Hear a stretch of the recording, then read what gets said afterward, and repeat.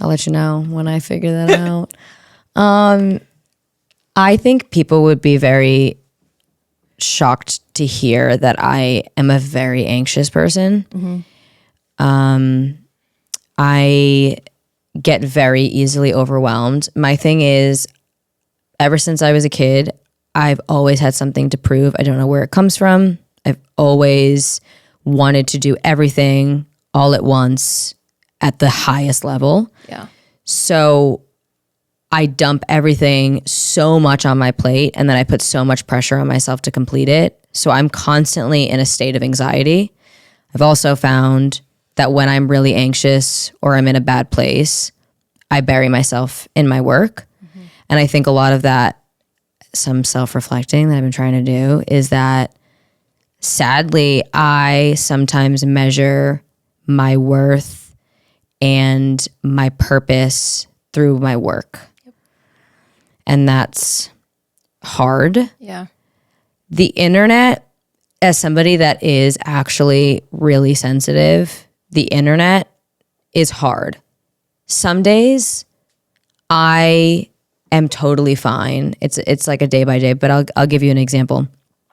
Somebody wrote a comment yesterday on one of my videos and said, I was in an elevator with you once and I said hi and you ignored me. You were a cunt. And I spiraled over this comment for like 6 hours. Yeah. And my boyfriend was like, why are you spiraling? Like, this is absurd. Because the reality is, I had never seen this girl in my life. If that did happen, if I were in the elevator, either I didn't hear her. I would never blatantly ignore anybody. Never. I say hi to everybody. I'm very bubbly. Like, I'm very friendly. I'm like, well, it depends. If you were in the elevator with me when I lived with a toxic ex, maybe I was spiraling. If maybe I had my headphone, like, there's so many things that could have happened. I know I would never ignore anybody, but you had this one experience and you put it on the internet, and now it's this thing that people can jump on if they want.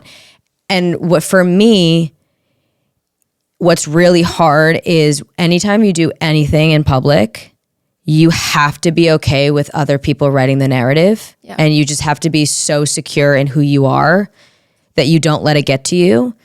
I'm fine when people say anything about my physical appearance, the content I make. If I'm annoying, I don't care. Like, I am not put on this earth to have everybody like me, whatever it may be. I don't care. But when people write things that are not true or go against my character, or it's something I just would never do, it's so hard for me not to defend myself. But I'm also learning, if you get in the habit of defending yourself, oh, now you're vulnerable. Now that's what they want you to do, right? Because now it causes discourse.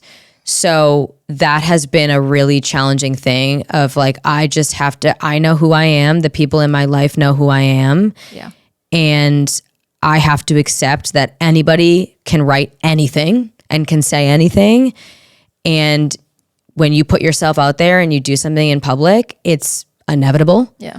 That's been something that's, and anytime I do a new venture that like adds another spotlight, I have this wave of anxiety and I don't read a lot of my comments, but then I'll see one, and 99.9% of everything I get is so nice and so supportive and so kind, always, but it'll just take that one. Yeah. And you're like, fuck, that sucks. You know what I mean? Like, I pride myself on being kind, and if you're an asshole, I'm not going to go out of my way to be nice to you. You know what I mean? Yeah. But like, I just pride myself on my character. So that sucks. But it was the same thing if I were acting, you know, it's like, I've realized that the things that I love to do, the downside of them is they typically fall in like a public forum. Yeah. Because I love to entertain and I love to do things that are typically public. Yeah. So it's just an occupational hazard that I'm learning how to deal with.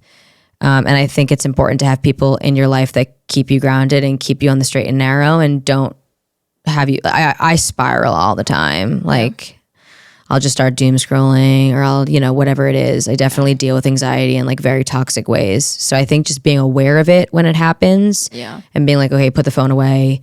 go to bed, stop scrolling, stop doom scrolling helps me. But that's definitely been a hard thing. I think also the other hard thing is my whole brand is being as transparent as I can. Yeah. And now that I have a podcast, I want to be super transparent, but it's hard because so many of my stories and things in my life also have to do with other people. I'm not in this world by myself. Yeah.